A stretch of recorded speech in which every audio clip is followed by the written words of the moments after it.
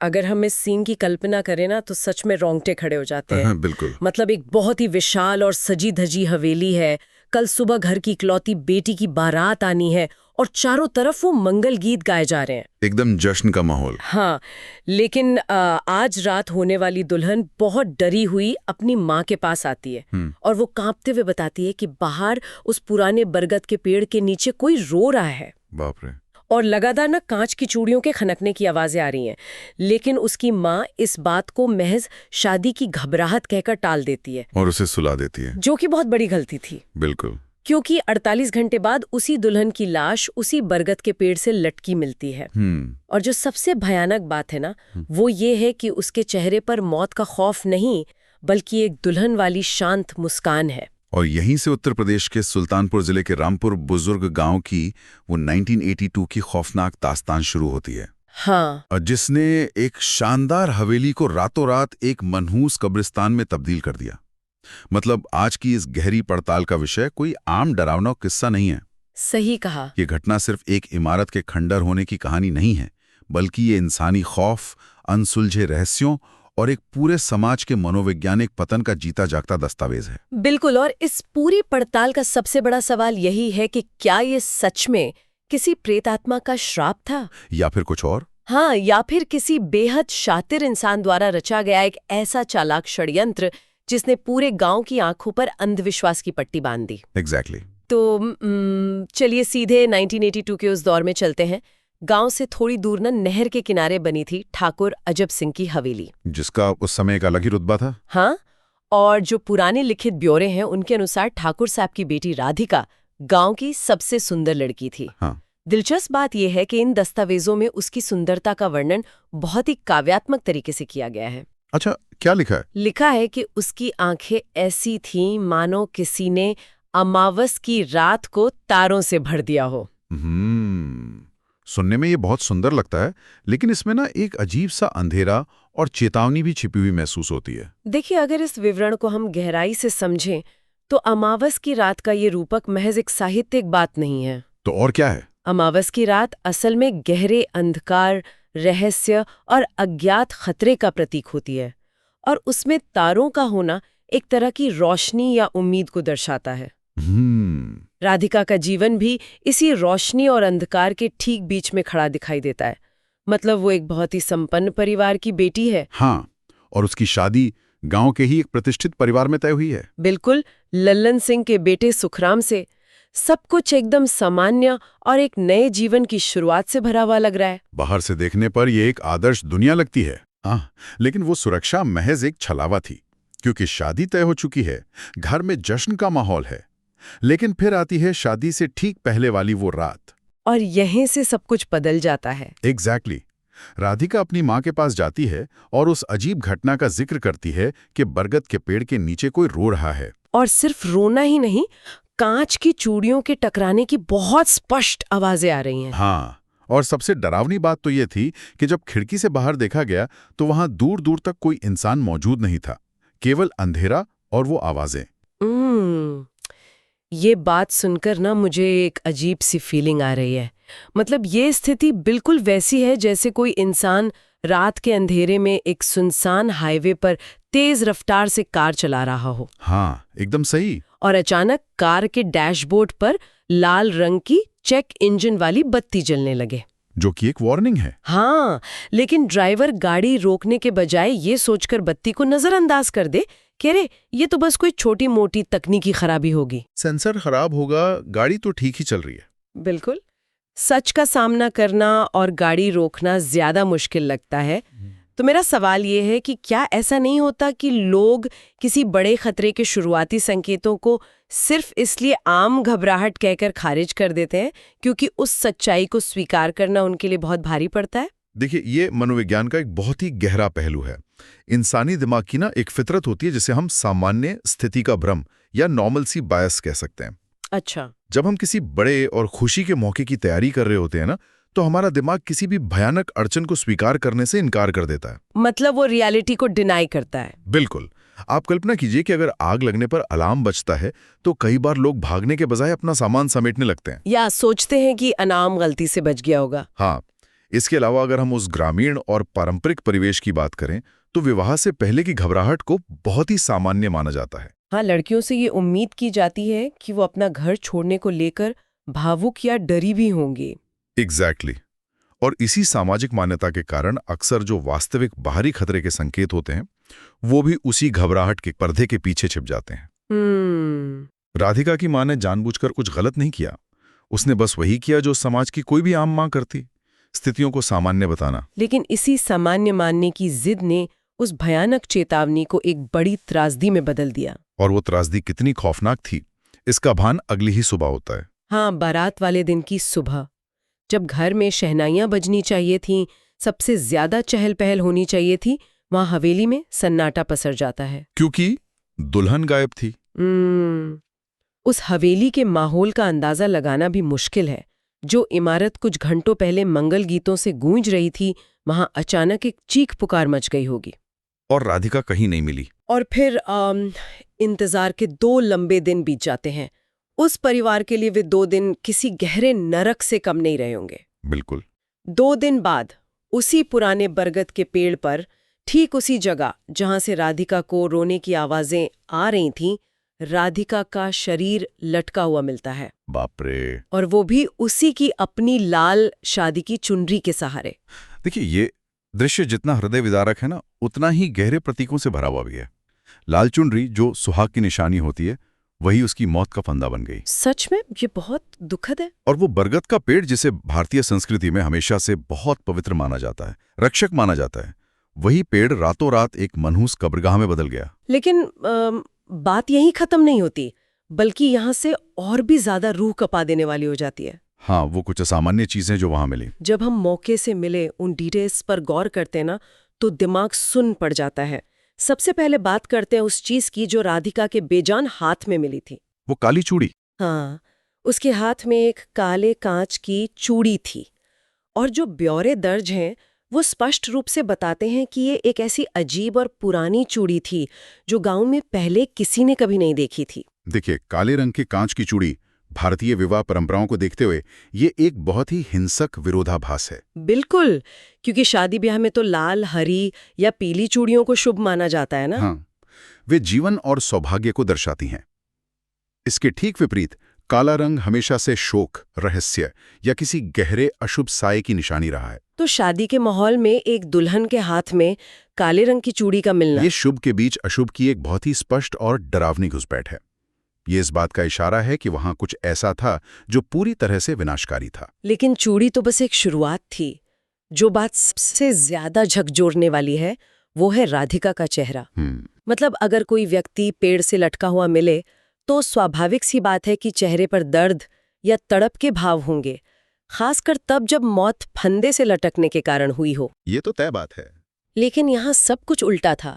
दर्ज जानकारी के अनुसार उसके चेहरे पर डर का कोई नामो निशान नहीं था, बल्कि एक मुस्कान थी। हाँ, शादी से ठीक पहले वाली एक शांत दुल्हन की मुस्कान। और उसकी आंखें पूरी तरह खुली थीं, मानो वो पलके बिछाए किसी का इंतजार कर रही हों। तो यहाँ मेरा एक बड़ा सवाल है, क्या ये मुस्कान और खुली आंखें इस बात का बहुत बड़ा संकेत नहीं है कि राधिका मौत के वक्त किसी भी तरह के खौफ में नहीं थी? ये एक बहुत ही वैलिड पॉइंट है। क्या ये मुमकिन नहीं है कि वो मौत से मिलने नहीं बल्कि किसी ऐसे इंसान से मिलने गई थी जिस पर उसे बहुत गहरा भरोसा था? आपका ये विश्लेषण बहुत सटीक है। अगर हम इसे मेडिकल साइंस और शरीर रचना के नजरिए से देखें ना, तो फंदे से लटकने की स्थिति में चेहरे पर शांत मुस्कान का होना बायोलॉजिकली लगभग असंभव है। अच्छा, ऐसा क्यों? क्योंकि जब श्वास नली दबती है और ऑक्सीजन की कमी होती है तो शरीर की मांसपेशियां बहुत बुरी तरह ऐंठ जाती हैं, चेहरे पर बहुत अधिक दबाव पड़ता है और भाव भयानक हो जाते हैं। बाप रे।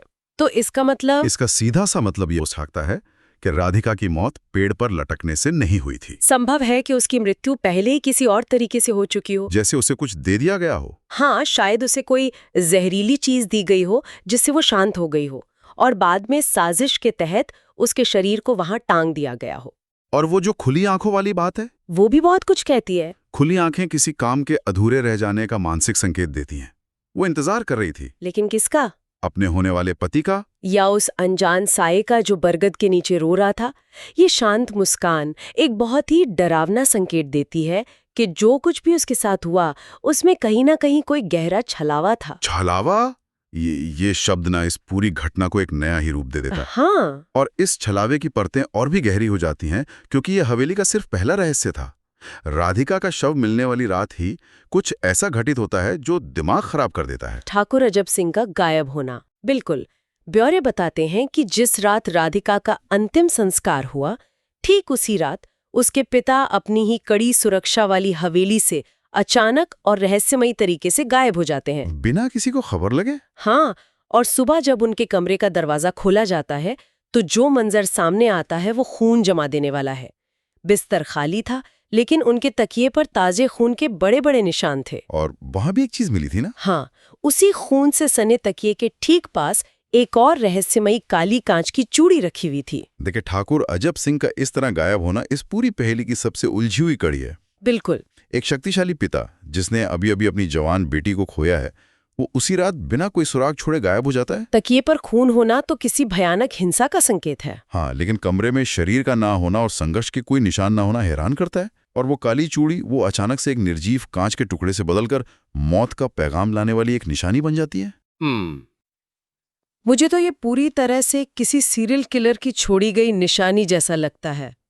मतलब अपराध की दुनिया में अक्सर ऐसे मामले सामने आते हैं जहां अपराधी अपने हर जुर्म के बाद अपनी कोई खास निशानी छोड़ जाता है, जिसे कॉलिंग कार्ड कहते हैं। हाँ, ताकि दुनिया को पता चले कि ये शिकार उसी ने किया है।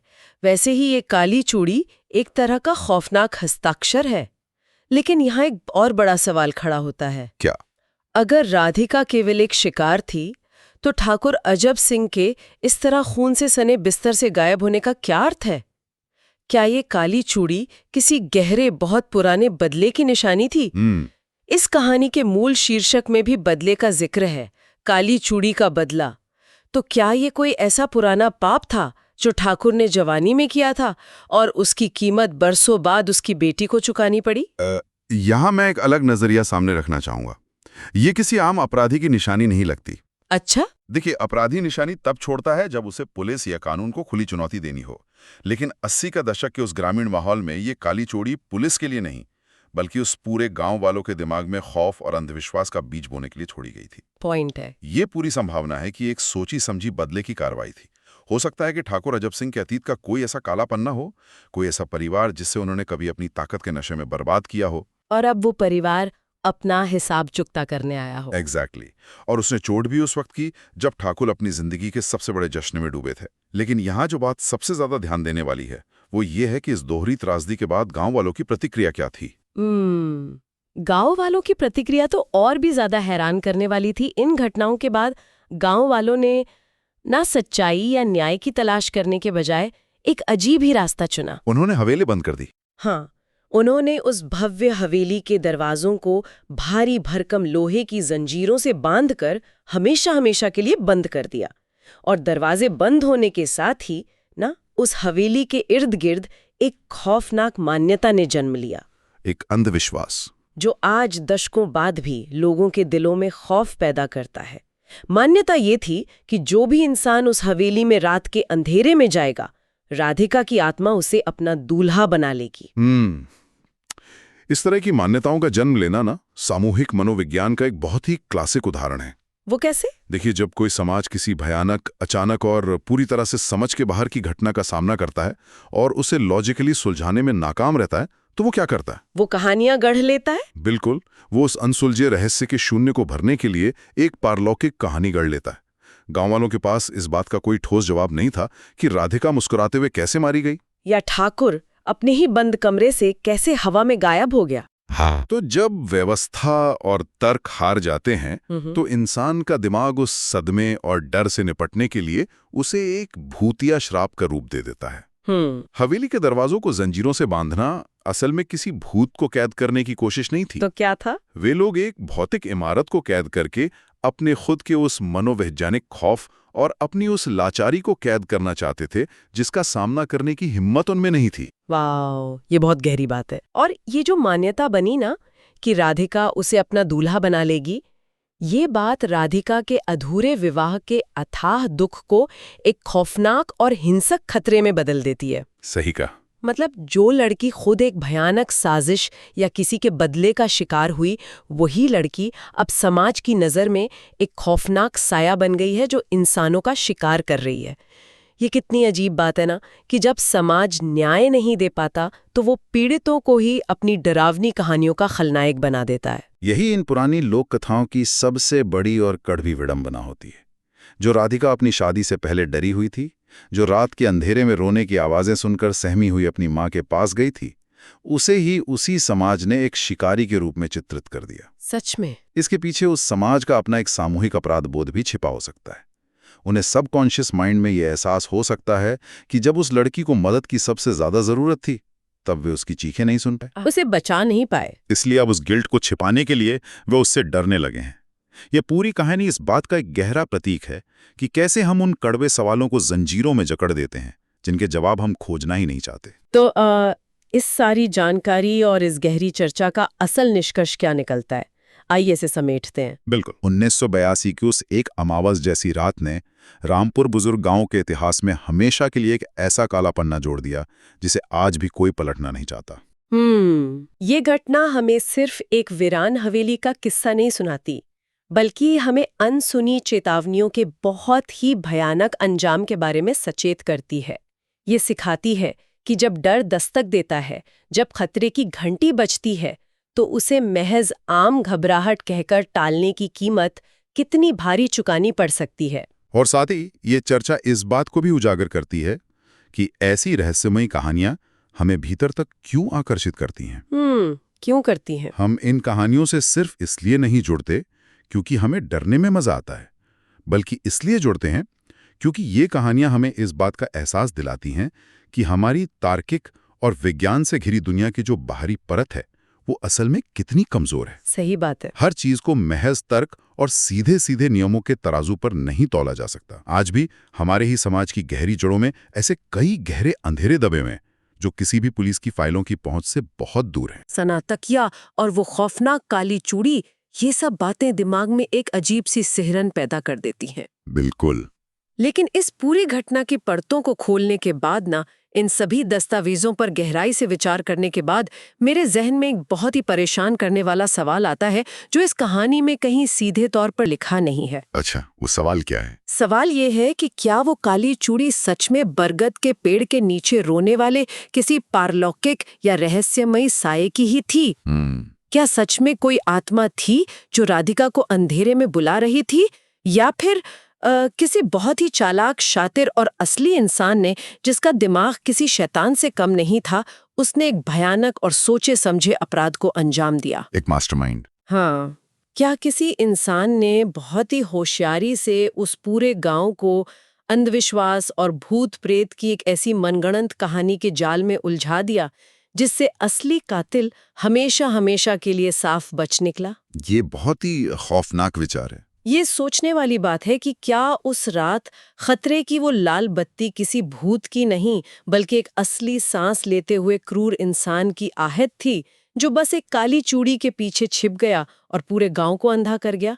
मुझे लगता है ये एक ऐसा सवाल है जो इस कहानी को सुनने वाले हर इंसान को लंबे समय तक चैन से सोने नहीं देगा।